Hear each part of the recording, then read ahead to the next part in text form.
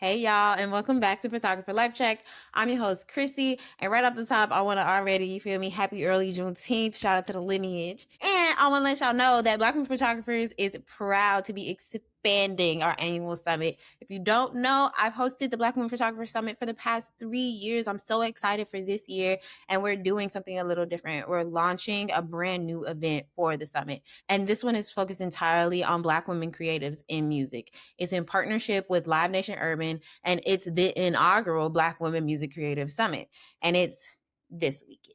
So right after you wrap up all your Juneteenth things on June 20th, you're going to tap in and listen to all the beautiful creatives. So that's June 20th to June 22nd. Go to blackwomenphotographers.com, RSVP for free. You don't got to worry about nothing because it's free. All right, now let's get into the show. Come on. Hey, everybody, and welcome back to Photographer Life Check. I'm your host, Qurissy, and today we have my beautiful photo homie, Nanichi Oliva. Hey! Hi. Oh, my goodness. Thank you so much for being here. I'm so happy you could come. How are you feeling today? I'm feeling deep in gratitude. I am feeling grateful. That's like another iteration of gratitude. I'm feeling happy. It's a beautiful day. The sun is out. So that's It's really already nice. hot. Okay, I can't wait to imagine. go outside. Yeah. The heat is cooking. And there's like a nice old breeze happening too. So like that feels really great as well. So True. yeah. Well, let's jump off like we do every episode with the photographer fit check. So eventually this podcast will be in person. Hit the email for funding, and we're going to do the full body fit checks. But until then, I just want you to let us know something you're wearing, why you love it, or something like that. It could just be top, the jewelry, the beads, headphones, tell me how you feeling. Cool. What am I wearing? I'm wearing some silver bangles that my mom got me from up north. That my titi, who's like 80, took her to this like cute little thrift shop. Whenever she goes to visit her, and so she got a set of these for me. I'm wearing a little beaded bracelet that I made with my best friend. I'm wearing some earrings that are my titi Ivia's. The first piece of silver I own proper. They are definitely yeah. Like, get me right. Okay. I'm wearing silver is kind of my jam. I'm wearing this necklace. I'm wearing my tattoos Every day. every day. It's like I can't leave the house without them. And then I'm wearing these headphones that are actually pretty effective. They're pretty cheap. They're One Audio headphones, and also silver. And also silver with a bit of brown. It's definitely, it fits the aesthetic. Exactly. Yes, I like this. So yeah. Okay. Do you want me to beautiful. do I have to make my way down, or is that like fine? If that's enough, that's enough for me. If that's enough for you. Hell yeah. Okay, great. Okay, cool. Before I get into my photography fit check, what does going up north mean in California or in LA? Because in Chicago, it's a very specific thing. So what does that mean for y'all? How far is that? So I said that and then should probably correct myself. It is north, but it's north like Washington. Okay. Yeah. But technically up north in California would be like the Bay or like anywhere that's like past like that Ventura. Is what I was thinking.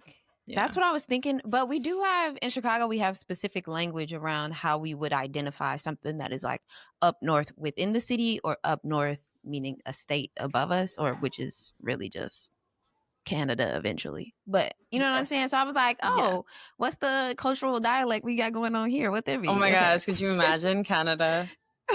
Such a flex it'd be. Right. Okay, so my photographer fit check, Juneteenth is this week, so I had to come on, you feel me? Bah, bah, bah, bah. Nice. I love this shirt. I meant to let me see. I don't know the name of the brand anymore. I don't remember the name of this brand. Write it down if y'all recognize the name of the brand. Exactly. I got 2 t-shirts from them though. I love their t-shirts. They feel really good. They're stretchy. This one says Afro-American with the year of Juneteenth And I'll find like my receipt and put it in the description box because y'all should run it up this week. Period. But anyway, so boom, let's get into the life check. So photographer life check got its name because I want to know what everybody is doing. It could be photographers, filmmakers, directors. I want to know what's going on in your life right now. That could be personal, that could be career. It's kind of just like however you're feeling. So what's your photographer life check for us today? Um, Oh, hi my Norman. my photographer life check for today. What I have right now going on, I have been doing a lot of research on photo series. And this is, and when I say a lot of research, I mean like I saw something the other day, and this photographer who moved from California to New York, his name completely passes me. Um, but well, here I'm gonna keep saying it, but I'm also gonna try to see if I can find it. Yeah. And he became a taxi driver, and he started photographing his riders, right? And this was in New York in like the 80s, so you can only imagine how like just so much. It was just so cool to see the different types of people that were needing rides, that were in the cars, where they were going, where they were coming from, their style. And I felt really inspired by that. And I think it, as a documentarian and as someone who is it is a huge foundation and core value of mine to feel that like what I'm capturing is true to the times, or is true to whomever my subject is, and is one authentic, but is also something that they feel they too can stand on, which like sometimes even authenticity can be this like deep level of vulnerability. And the the specific series was called In My Taxi, and it was by Ryan Weidman, some guy. Ryan Weidman. In Yeah. My Taxi. And yeah, it has me now kind of beginning to explore what would be my taxi, right? Like what would be my like vessel, if you will, to capture someone into like that one shot that I get with them, or like one or two, and being able to really capture their emotion, their feeling, their essence, which would be really cool. Would be really, really cool, because I've done a lot of documentary work from video frame, and wondering how to weave that into something where it's like still. Yeah. You know? That's interesting. I really like even just the way you phrase it, being like, what is my taxi? And immediately I thought of like, oh, like that could be my studio. That could be the park that I always show up to. Like, no matter what, you kind of need like some consistent thing. And I feel like I'm just probably going to be thinking about this for a little while. That's really cool. Yeah. For those who might be listening for the first time, I always put all the gems we talk about throughout the episode in the description box. So I'm going to find a link to the Ryan Weidman In My Taxi photo series for other people to see too. For those who might be meeting Nanichi, oh, Sorry. it's okay. Very DIY studio in here. We love it. We love it. So for those who might be meeting Nanichi for the first time, Nanichi is a photographer, filmmaker, production designer, and producer. And I believe this is the first guest that I've had that is also a production designer. And that's really cool to me because I love a milestone. Yes, yes, yes, yes, yes. Clap it up, clap it up, clap it up.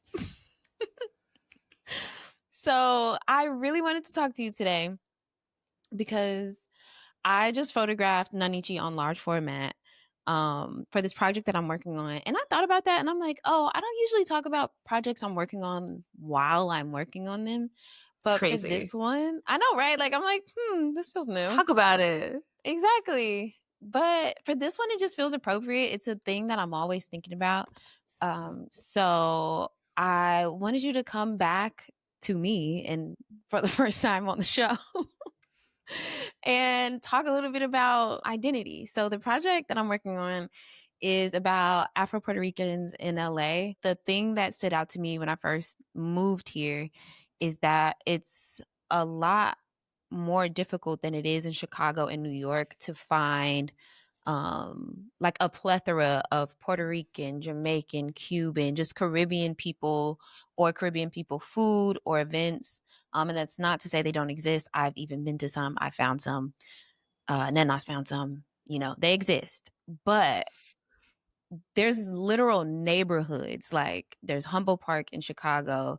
There's the Bronx and Brooklyn. There's The Spanish Heights. Harlem, the Heights. You know what I'm saying? Like there are places you can go in cities like Chicago and New York to really find, if you're looking for Caribbean people, to find them. And I found that a lot more difficult in LA as I was navigating LA. Also during and post pandemic. For context, I moved out here at the end of 2019. So I recognize that the city, you know, changed a lot and I'm experiencing a different city than those that moved here before me. But just looking at like the migration of people in general, fewer Caribbean people are coming all the way to LA. Like it's such a long travel than it is to New York, Florida, Chicago. You know what I'm saying? Like those are easier for folks to get to. So within that project, we're having a conversation because, as y'all know, large format is a very slow process, and it led to some beautiful thoughts about identity, and I kind of wanted to continue that conversation. So, if we can get a little bit of context about you first, Nana, can you tell us your background and how you identify? That could be ethnicity, gender, like whatever that means to you, just a person in the world. Cool. Firstly, I want to say the opportunity to shoot on large format and to be a subject for that was so cool. Ah, It was my first time. It is, yeah, it's such a treasured memory for sure. Um, same. yeah. But yeah, so my name is Nanichi Oliva, formally. Identify as Nena. I'm just kidding. No. Um, True. yeah, I'm Puerto Rican and Cuban. My mother is Puerto Rican. My dad is Cuban. They're both straight from the island. How I identify myself is probably like a moving target, as it That's is real. Yeah. to as it is to because I feel like I'm continuing to learn more and more about myself. I think to be Puerto Rican is to just accept the fact that you are this huge mixture of so many different traces of cultures of flavors and identities, and like there's you're just going to continue to learn more and more because our ancestors are just so interwoven into this huge network. And Mm-hmm. historically speaking, our islands were hubs. They like people were in and out of there. And part of the conversation that we had was kind of talking about our parents and their parents, and just identifying some of the traces of race that existed within that. Mm-hmm. And I called my mom as soon as we'd finished our Which I was session, and so like, I love that. When you told me that, I was like, immediately ah. immediately I felt so empowered because, like, you ask your parents some questions here and there. You get so caught up in like the day-to-days of like, oh my god, my mom.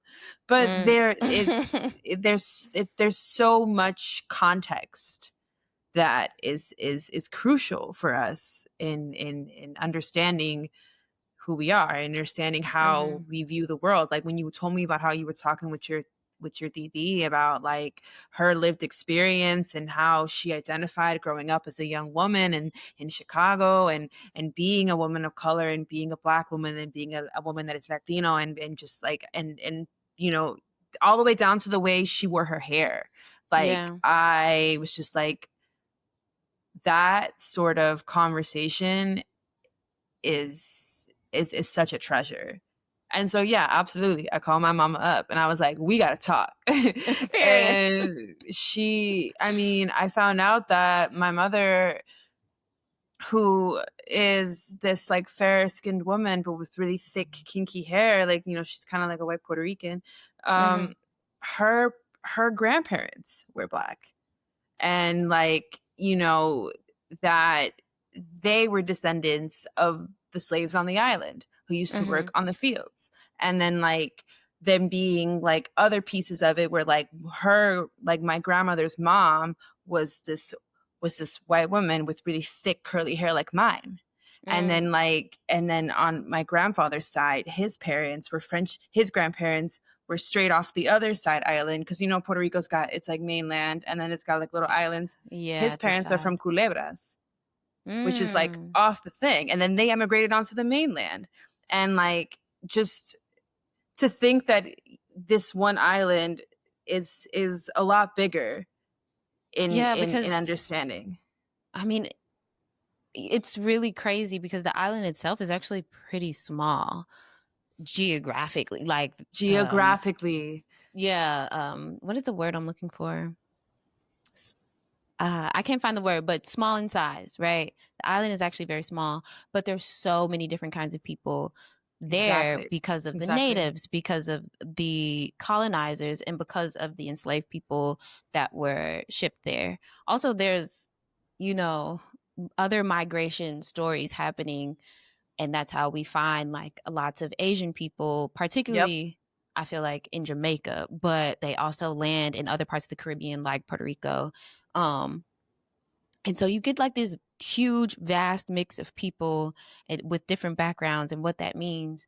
But I think it's such a beautiful story to tell and story to have. And I was telling Nana during our first conversation, like, one thing about a Puerto Rican, we finna be loud and proud about it. Like, whether you actually know your personal family history, to be Puerto Rican is to be proud. And I think in part it's because we are people that were stripped of so much throughout our history.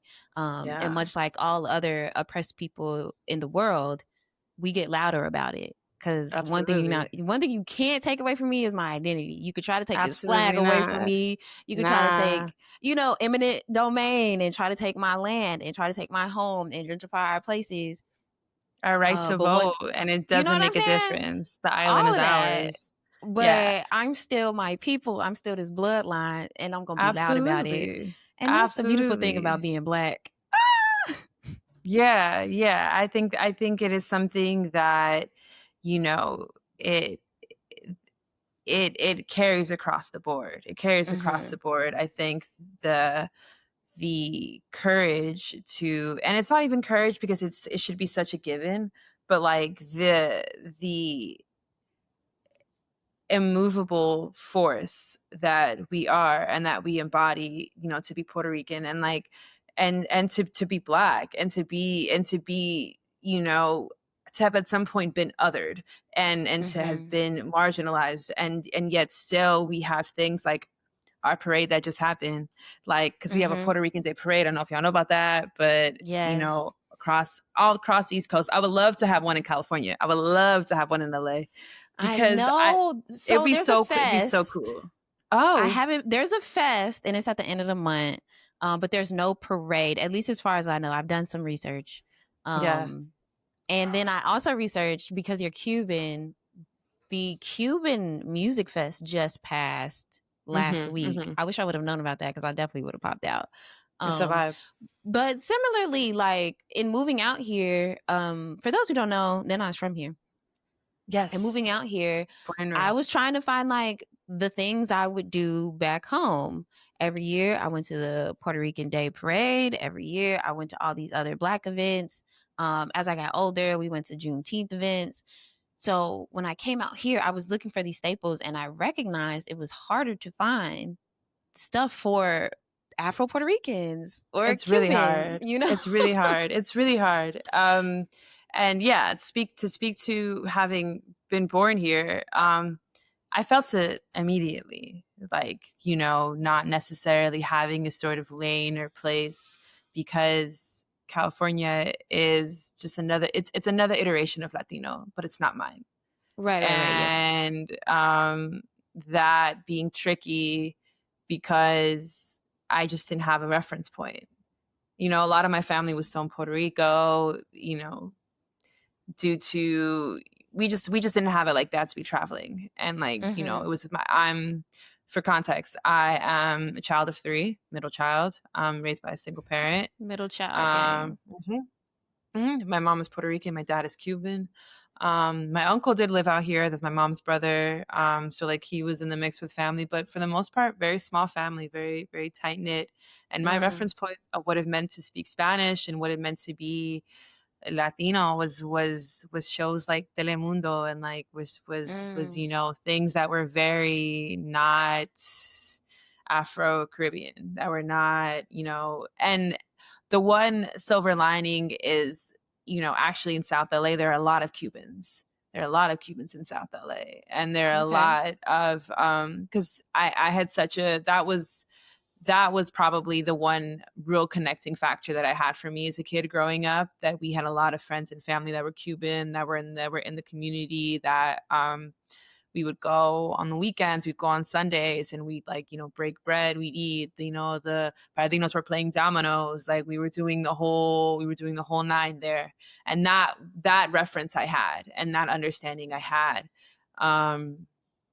which I was really grateful for. But, you know, I mean, like my name is Nanichi, and in Taino that means my heart. And so I have this, yeah, That's beautiful. I love it. I love it so much. You know, I have this name that is a direct connection to what is considered a dead language, if you will. Not even dead, but just like lost, if you will, to my mother island. And it's quite difficult to learn Taino now. Like it's not something that, you know, it's hard. So I had such a deep longing to better understand and to reference. And I went back east, and I was in Jersey. I experienced the East Coast, and my eyes just like opened. It was like seeing colors, like for the first time, it felt like, and just seeing so many people that looked like us, and seeing so many people who, you know, the cadence, the energy, the swagger to it, and just being like, oh wow, okay, so this is how we show up. Okay, cool. And just like eating it up and just feeling so held and so supported and so validated. And for the first time in ever, really, because even with the spaces that I found to feel community and safe in, like this was the first time I think ever where I went and I felt no need to explain myself. I didn't need to explain myself. I didn't need to justify anything. There was nobody like messing with my hair. There was nobody like trying to poke fun at the fact that I spoke Spanish or like whatever the fuck. And I mean, it was just, I remember my first Puerto Rican Day parade. I cried. I was such a baby. I'm such a baby. I cried. I was like, you guys, this is just amazing. That's so they were beautiful. like, yeah. They were like, chill out. Come on. Like, girl, we've been doing this since we was little. They was like, okay, like breathe, like here, you know, like, and but yeah, no, I mean, it was just amazing. And interestingly enough, when I moved home, I started to I think maybe at least like once a month I'll see someone in their car and they have that little Puerto Rican flag hanging. At least once a month, which I think is really cool, going from like never to like, oh, there's a bit more of us. And even just yesterday, I went to an audit for an acting class. There was 4 of us. 4 Puerto Rican women, and we were all black. Come on. Yes. Okay. I was literally like, should we take a picture? like, so we don't like forget this moment. But like, yeah, it just, I do see, I see us, you know, I see the numbers steadily climbing a bit. And like, I think it speaks to how much of this country has kind of just like moved around. And like, it's like cards that have shuffled around, you know, everything's a little bit different now. But as it pertains to like the actual like landmarks of it, or like the food and like the fest you were telling me about, I mean, we could do better. We could do better. Yeah. We could have some more.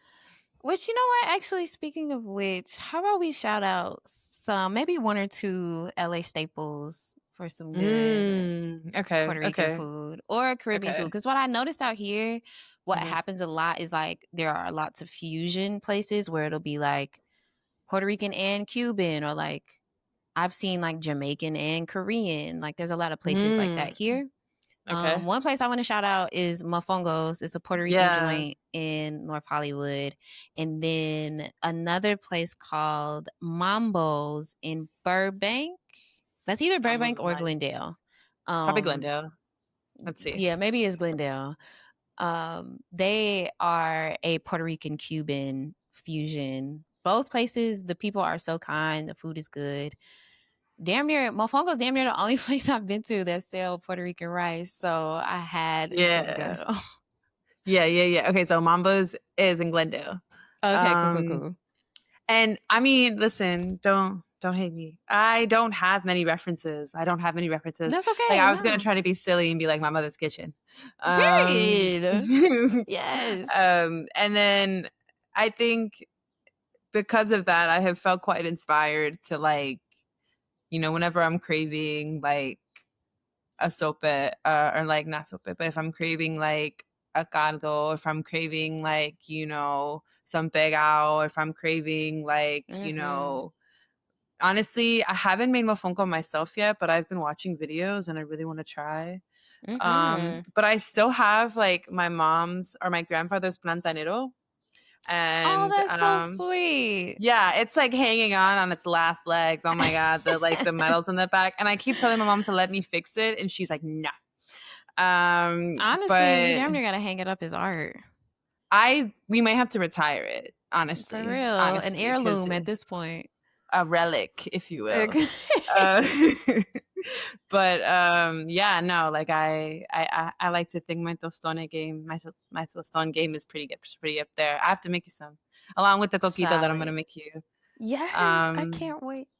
Yeah, and I'm excited to try. I'm excited to check out Mofongos. I'm really excited. I think like growing up, there weren't many places, but I think in the last like decade, there's been a lot more folks or restaurants that have popped up. I know there's this Cuban Mm-hmm. spot in Atwater Village. I've never been, but I've driven by it a few times. I don't know if it's like the LA native in me that's a little bit always kind of like, like what's that doing here? Like Oh, I don't.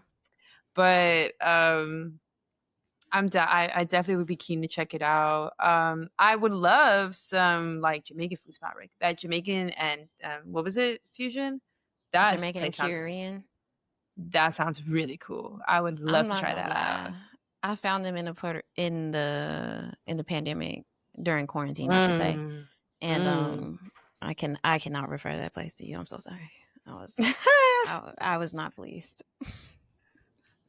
They exist. I might cut this out, but I'm so sorry. I can't. That was not. It was We don't got to. We barbecue got to talk about sauce it. on the jerk chicken. They pissed me off. Oh, her. I said, get That's the a fuck out big of my life. disappointment. That's a big Get disappointment. I'm out so of my life. sorry. I'm so sorry. There's a I don't know the name of it, but it was by a gallery that gallery showing that Black Image Center did in like East LA. Mm, And like a couple blocks up, there's an empanada spot that's really, really good. And they had a bunch of different mm. versions that were really tight. There's a couple trucks. Again, don't have exact Yeah. names, but I think the street food and truck game is really, really solid. There is a With Puerto that. Rican truck I heard about, but I haven't been to yet. No. And then there was a Dominican pop-up. Interestingly enough, I met a lot of these people when I worked at this shop in Gardena. Mm-hmm. There was a Dominican pop-up food, and like they would sell plates, and they were based in downtown. They seemed really good, and Nice. I really miss. I honestly, what I miss the most is being able to go like from the East Coast is being able to go into like a shop and then like having like all the hot foods out, and you be able to make a plate with your like arroz y habichuela Mm-hmm. and the plátanos and a little salad on the side, and then like whatever type of protein, fish, seafood you wanted, like Mm-hmm. and just you don't see that, you don't get that out here, Yeah, and I you miss don't it get that so out here. much because it's like Yeah. $10. The plate's humongous, Like, it's And it's so everywhere on the East Coast. Like, even I went to yes. Connecticut and had some Dominican food, and I was like, I don't know, because I don't know how many be coming to Connecticut. It's my first time here. What's up? It was so good. I was like, what are y'all doing here? This is amazing. Yo, I'm telling you, like, listen, I love my city, I do, but it's just we all play a part. We all play different parts, and like the East Yeah. Coast is where it's at when it comes to like having really really good Caribbean food and really really good, like Afro-Latino food, like stuff off the island. Like you're gonna find that stuff there. It's Yeah. unmatched, unmatched. Today's episode is brought to you by Art House, the first Black-owned film lab in the city of Los Angeles. All my photography homies love Art House because they specialize in C41, black and white, E6, and ECN2 processing for both 35 millimeter and medium format film, all while using a custom-built cinema scanner to get you those stunning movie quality stills. So go pick up and drop off a roll at their new location in Chinatown, and check them out at arthousefilmlab.com or arthousefilmlab on IG and tell them we sent you. I'm very much moved in silence, and like and yeah, I very much move in silence. I'm a very firm believer in kind of like you said, like how you were saying, like, oh, I don't really talk about my projects as I'm doing them. I get Mm-hmm. that. I respect that. I respect the way you keep it close, and it doesn't even feel like an isolating move. It feels very much just like really giving yourself the freedom to feel through the process. And like I think Mm. anyone who doesn't acknowledge that, like, when you put other additional eyes on something, like it will, that immediately changes things, like Yeah, it whether we does. want to or not, and I mean, yeah, I get that. I get that a lot.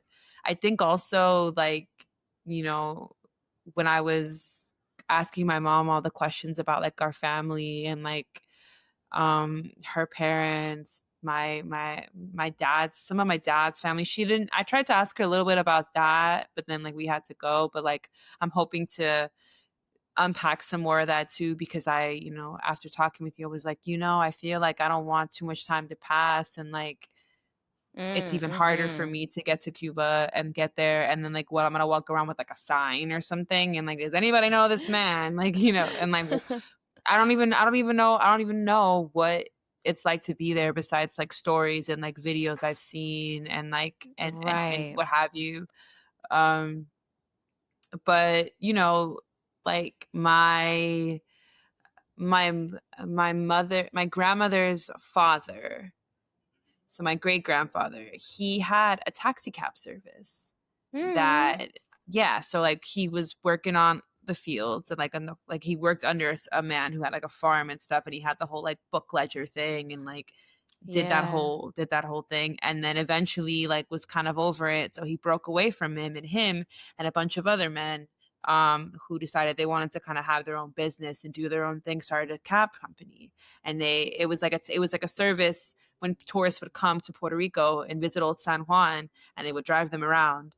And Oh, wow. it was called Rosh Dale, or like Roshtale.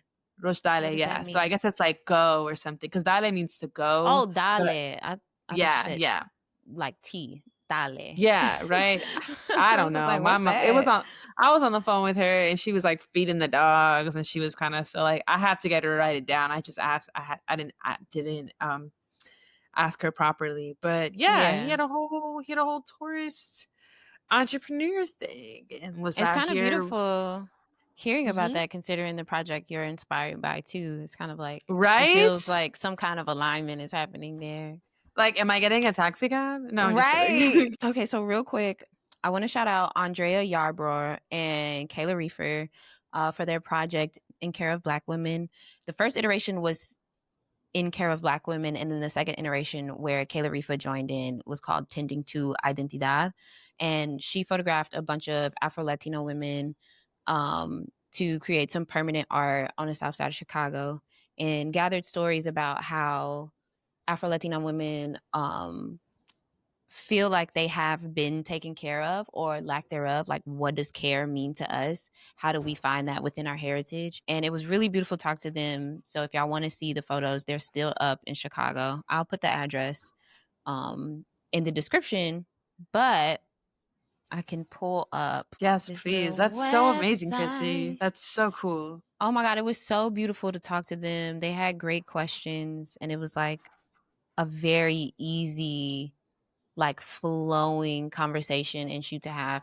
And for the shoot, I brought them to my titicana's house, which is the Yes. aunt Nana I mentioned earlier, who is the woman I learned the majority of my Afro-Puerto Rican like heritage and culture from. I always credit it to her. So these are all the people they interviewed and photographed, and gathered stories from. And it was absolutely incredible. So I wanted to shout them out for that, for already doing the work and taking care of Black women, Afro Latino women. Here I Ow! am. I love So these yeah, photos. I love the photos. It's so it feels so intimate. Yeah, I'm definitely gonna check that out.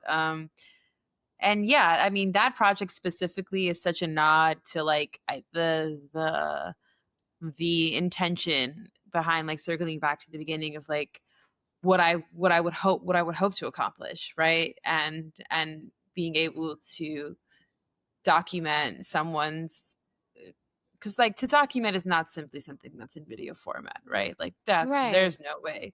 But I think that to be able to feel someone's journey through like their words and through like just this image of seeing them, and I could in all those photos you even just that shot you get an essence of who they are, you get an essence of like their life and what they've Yeah. lived, or And also gosh, to just look what in they someone's look eyes. like. Yeah. I mean, the thing about it is Black means so many different things now. I feel like maybe the generation, our parents or maybe our grandparents' generation, is when, at least for the context that I have, the definition of what being Black meant started to change. And it makes sense as more people, more immigrants are coming into cities, and most of them are intermingling with Black American people. And I guess for context, I don't know that I've ever shared on the show, but I didn't share on this episode. I'm Black American on my mom's side and Puerto Rican on my dad's side. But thinking about the geography of Chicago, which is the context that I carry, you see Latin people and Black people mixing all the time. And then when they're having those conversations and recognizing, if you were to just see this person, you might assume that they were just a Black American person. And then they start talking and you like, where are they from? And they like, oh, I'm from Dominican Republic. I'm from Haiti. I'm from Cuba. I'm from Puerto Rico. And what does that mean? What does it mean to be a Black person in the diaspora in that way? And I'm not here to like define that for everyone else and to say that, oh, Black should be an umbrella term for all Black people or all people with African lineage or anything like that. But what I am saying is that what is true is that race is a social construct and people move through the world based on what they think you are. And I've recognized that myself when I'm in rooms where people think I'm just a light skinned Black girl or people think I'm Black and mixed with something. Or, when I went to London, it was the most ever in my life that Latin people came up to me and just started speaking Spanish. Like that has never happened to me before anywhere else I've been in the States. When I went to London, everybody was coming to That's me so like, "Do you speak cool. Spanish? Do you speak Spanish? Like, please." And it was always people like older women, usually seeming like they were looking for help. And because I'm not fluent, I can only be oh so helpful. I'll be like, "Oh man, I'm so sorry." like, but you know what I'm saying? So depending on the context, that is what my experience is. But there are women, maybe you, maybe darker, that have a completely different context than I do, which I think is important to know. I think that's why it's important for us to see what we look like. And in that project by Andrea and Kayla Reefer, you see a spectrum of what these women look like. Some of them were bald, some of them had long hair, some of it was loose and kinky curls, some of them were dark skin, brown skin, light skin. Um, and all of them with varying degrees of context in life and some huge similarities about how we exist in the world. Also in particular as women, which I think is Super, super important. I feel like I just went on a tangent, but No, it was that's no, how I it was was it feeling. was incredibly moving. I mean, there's something about Qurissy that I need everybody to know. Oh my Her God. ability to receive this. Her ability to speak so eloquently and to give such like she gives such texture to a feeling. She you know, when we were she had said something the day that you said something, let me talk about like you're here. You had said something the day when we shot, and we were talking about our parents and, you know, the ways that the same way that we're acknowledging that their understanding of what it is to be Black, their understanding of what it is to be Latino, their understanding of what it is to be who they were then, like the terms have completely changed. Or like Hmm. not it completely changed, but they've evolved. Evolved. Yeah, And yeah, how we identify ourselves, or the ways in which we have been able to negotiate how we show up and who we are, um is on the backs of them creating this life for us, you know. and yeah. and I think that sometimes we forget how unforgiving life used to be. um Mm. I mean, it still very much is, but you know, the freedom that we have to cultivate spaces with people who are like-minded and create an idea of safety to ask questions and to figure things out and to be and to not have to. I'm going on a bit of a tangent, but what I'm trying to say is just like the way that you're able to contextualize an emotion is sublime. I'm gagging. It's so freaking cool. You know, because Wow. there's a lot of pauses and ums and things that come up when trying to figure it out, but you say a lot with some straight on eye contact and straight on conviction, and I think that comes from a lot of. I mean, I'm not saying that as if like you woke up one day and this was like that. I can see the work you've put in. I can see the Mm. work you've put in to Thank you. really figure this out and to understand yourself, and in sharing that journey and like in actively doing that process myself as well. I think that it's a total nod. It's a total nod to just like, I don't know if we Oh, can curse on here, brother. but fuck yeah. Yeah, Like yeah, yeah. It's okay. Oh so man. I am trying my best to receive that. Thank you so much. I do not be feeling eloquent at all, but I do really care about this topic and I do feel very passionately about it. So yes, I'm and just glad eloquence is that not it just big words. Like relays. yeah, okay? Like eloquence is not just big words. There too, here Yeah. for, like whatever. Like no, like eloquence is just, I mean, in lamest terms, having that riz. Like you just feel like She said I got aura. Okay. exactly, exactly. And you know, I think that was probably going back to the series that you were Mhm. part of in Chicago. To see the spectrum is such a gift, and that was probably the biggest like moment that was the big thing for me when I moved back east, to Mhm. see the spectrum, to see the spectrum, to Mhm. see the spectrum, and just to see the way like just all the beautiful shades, all the beautiful embodiments of what it is to be Black and what it is to be a woman, you know, Yeah. specifically, and in within the diaspora, and to just be so proud and vulnerable and curious, and to be received in those different stages, right? Mhm. And I feel you on the Spanish thing too, because that took some work. That took some work Man. to get it right. And even now, sometimes like I'll be in a good flow, and then I get in my head, and I'm like, "Ooh." Yeah. and I I used to like, feel a lot of shame for not knowing Spanish. And I don't feel it anymore, but I do really want to become fluent in it. But you I think, understand, like, you understand very well, like, you understand what everyone's saying. yeah, I get, well, not everyone, because the thing that happens to me is I still get nervous when other Mhm. Spanish speakers speak to me because most of them don't sound like my family.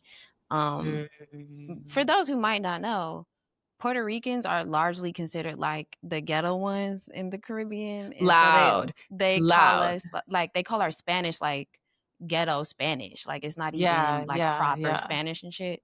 So not only do I have Chacho. just like, you know what I'm saying, like the voices of my specific people, but then it's already kind of like a broken, big air quotes here, a broken Spanish that when other people speak to me in Spanish, I'll be like, ooh, like slow down, hold on. So, Which I think is okay, like, normalize asking these people to slow the fuck down, like, yeah. I think it's completely I mean, I have definitely become a lot more fearless in that respect, where I'm not afraid to be like, "Huh?" Or like, Right. wait, one more time," or like, "What does that mean?" You know, and they'll give me like another iteration of the word to the best of their ability. It's interesting you talked about like the different like I guess like dialect of Spanish, Mhm. because people think that's like sometimes the misconceptions people think Spanish is the same across the board, and Yeah. it's like And it not. is It's not. not. Every People from every ethnicity has their own dialect, and yes, then there are multiple dialects within that if you're from the country, if you're from the city, like literally every single okay, country. exactly, and I think that that's what makes you know it more exciting, and being able to individualize yourself, or feel unique within this huge like world. But Mhm. yeah, I mean, like the way like even certain words like like I remember when I took like Spanish at school and we learned like European Spain Spanish, and like they would say Yeah. bolso for backpack, but I would get in trouble in Oh. our tests when I would write mochila, right? Or like Oh. or something stupid is like maíz, elote, you know what I mean? And Mhm. like Right. just super simple things. Like There's that like thing when you go home, you're using specific language.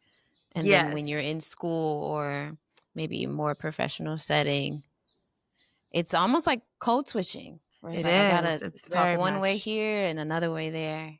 yeah. It's interesting. It's very much a code switch, which I think is just like a given in all the spaces. It was interesting the other day when I yesterday when I met all those girls who were also Puerto Rican. I had Mhm. said that I had just spent time with you, with our shoot, and I had said you were Puerto Rican and from Chicago, and she was from Queens. She's Puerto Rican from Queens. Mm. And she was like, "Oh yeah, Chicago has a big Puerto Rican community." Yeah. And I It's thought that that huge. was yeah, I thought that that was really tight that, like, Shorty from Queens was like, "Oh, yeah, Chicago be out there." And she Stamps. said, What you talking "Okay, about? okay, stay out there." And, like, she had said to me we were, like, chopping it up, she was asking me where I was from, and she thought that I was Puerto Rican, and she was going to say something about it, but then I Mm. said that I was from LA, and then she was like, "Oh, no, never mind." Oh, you must be something else. See? Which I thought was so interesting because I was like, "Damn, for real Yeah. though, like, what's a Puerto Rican doing in LA?" And that's why You I'm know? looking for us. I'm looking It's for true. us. It's true. And I think through this project, I feel like you're gonna meet a lot of interesting people, and you're gonna find out a lot of ways that people have like found themselves here, and then like that Yeah. through line and that journey, like the stops along the way. I think it's gonna be really telling of like, you know, the wanderlust that is ingrained into our identity. Like, that That's the part. Oh, that's basically what I said during our shoot, where it's like, I mean, a part of yeah. the catalyst of wanting to do this is I just always want to know what Black people are doing and how they got here, wherever here Yeah. is. Like, what were y'all doing and how did we make it here? What's up? I love knowing and understanding the migration of people, specifically Black people, and so, yeah, I really appreciate that. I hope so. I've already met some incredible women. I haven't photographed a man yet. Where are the Afro-Puerto Rican men? What y'all doing? Where y'all at? Okay. But Honestly. I know we're getting low on time, so I want to do kind of like a rapid fire Mhm. with the last few Mhm. segments. Okay, So, cool. This next segment is called Photographs Not Taken. It's actually one of my favorite segments of the whole show.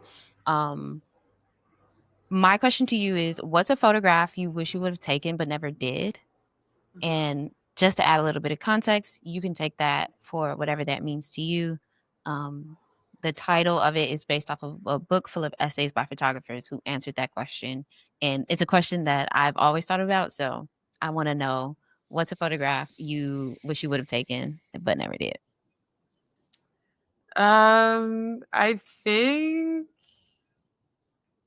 I think during my time in Puerto Rico, when I went to visit with my mom in 2018, Mm-hmm. we went to visit her hometown in Ponce, and we drove by the pharmacy she used to work at when she was like a teenager. Mm-hmm. And I wish I had taken a photo of her in front of there. Um, Oh. she, the reason why is because remember how I showed you a photo of her with her short hair and like that Mm-hmm. whole process and stuff? Well, it turns out the reason she cut her hair short was because, like, well, she just wanted to, like, she was like, I don't want to like have to deal with my big hair anymore. Like, I'm going to cut my hair Mm. short. And with the money that she had saved from working at the pharmacy, she like walked to this hair salon that was owned by two women who were dating each other that were my Titi Evie's Aw. friends. Yeah. So she goes over there and she has them cut her hair off. And then she goes back home and she like greets her parents like that. She greeted my grandfather like that. Oh, I know they was And sick. she, oh my That's one God, thing about Latin people. the They feel very hair, strongly about the hair. oh my God, I can't even like grasp but yeah, she said, I She just thought that followed was her so heart. badass. Yeah, Thought that was so exactly. badass. And then Yeah. I also feel like, just so much of the island has changed. So many things are now closed, and while it's still there. What part of the island are your people from? My grandma's from Aguada, so she's on the Mm. west side, because west side the best side, you feel me? Okay, listen, I'm not gonna knock it. It's all right. I'll skip mine just in the what do you say, in the effort of time. The next segment is called The Gear Don't Matter. But I love this segment because it's really about our favorite pieces of gear. We want to show love to the tools that we use as photographers. Mhm. One thing I always say is that it doesn't really matter the kind of gear you use. If you got the eye, you can make some shit shake. But I also want to love on the gear that we use. So, what's your favorite? Excuse me. What's your favorite piece of equipment to use? It doesn't have to be a camera, but if it is, that's okay. Okay, cool. Yeah, I was wondering. I was like, can I freak this answer? Yeah, yeah. Um, so in the spirit of a production designer, my favorite piece of gear is Beetle. What's that? It's this type of like tape adhesive, that's clear and that's wicked strong. Mm. Um, and whenever you're in a bind and you're trying to like get something up or get something to stay in place, and like they're like well past last looks, like we need to start rolling, like, or Yeah. whatever, like some Beetle stuck. It's great. Okay, come It's the on, best. Butyl. You just put me Yeah. on. It's really great. It's a very useful tool. It's strong, so like obviously used with like intention, it will definitely rip off paint. Um, but it's really great. Oh, and if not that, bonus one, a zip tie. I love a good zip tie. Oh, true, true, true. We love some zip ties. Mhm. Mhm. Okay, beautiful. Last segment for you. Shoot your shot. Who is somebody or a company you'd love to photograph or work for? Ooh.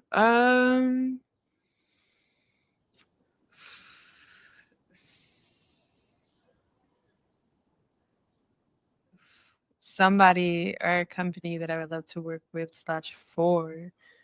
Um, I mean, I think I would love to work with like Ava DuVernay. I would love to Oh, work on one of her okay. films. I would Now, love what to do you do want to do on art. the film? Do you want to be I a would do production art. designer? Okay, okay, okay. I would do art, Yes, art department. but if not art, then I would probably want to be on her like on-set producing team. Hmm. So basically I would love to be that like sort of liaison connector with like keeping the big gears turning. Like my human design mapping, I am a projector. I recommend everybody go Ooh. check out their human design. There's so much information and context for your personhood in there, please. I'm a projector too. Yeah, I'm a projector. Honestly, checks out. Checks out hard. Checks out so hard. But yeah, the gift of that is really being able to like kind of like zoom out and like Yeah. really make shit work and help things Hell make yeah. sense. And on a good day, I'm great at, you know, juggling and having many things flow and really empowering Mm. everyone to stand in what they know they're meant to be doing, because like it's like a symphony, right? And like I find myself um you know helping build that world for the conductor and for the different, Yeah, you know, for the exactly. wings, for the flutes, for all the people. I can't remember any of the names of the different Exactly. instruments, but But you know the orchestra. the things. So Hey, we should go through our human design charts together because I only know some things about it, but yeah, we should do yeah. that. Oh my god, that sounds like so much fun. I'm so But down. also, Ava, I know you're listening. We need Nana in the art department or on the producing team. Let us know where the slot is open at, and we Ava gonna fill it girl. immediately. Thank Ava you. girl, let's make some magic. All right, let's make Yes. some magic. Oh Wow, my how God, cool. What a Nana, thank beautiful you so question. much. Thank you. Yes. Okay. I'm so happy you were able to come and we could make this work. Can you please let the people Yeah. know where you would like to be found, darling? Don't. I'm kidding. No. Such a joke. I'm sorry. I can be found on my Instagram, nenaprod.mp4. Website is loading. She's under construction. Okay. Yeah. But yeah, that's kind of my main hub there. I do have a Vimeo that has like other projects that'll also be linked in my bio on my Instagram. Okay. I love that. Um, yeah, and that's probably the main place to find me. Also find me in your favorite project, honestly. I'm probably Period. there. I probably was Exactly. on it. Look at them credits. Honestly, yeah, yeah. It's yeah. Okay, I received that. Yeah, Yes. totally. Next time you come back, we have to go through more of the work that you do and the sets you've been on. But for now, I'm so Yeah. grateful you can come and talk about this. I think it's perfect Mhm. timing considering June is black as hell. We got Juneteenth, we got all the Puerto I'm Rican so parades, excited. we got Honestly. Pride. You know what I'm We saying? Like outside. We outside. Yes, it's yes, right on yes, yes. time. I'm Um, very much gay, very much black, very yes, much yes, queer, yes, yes, yes, yes. very much Latina. Let's do it. So you can find Photographer Life Check everywhere you get your podcasts. You can watch us specifically on Spotify and YouTube. So please subscribe. And we'll see y'all next week. Bye. Bye.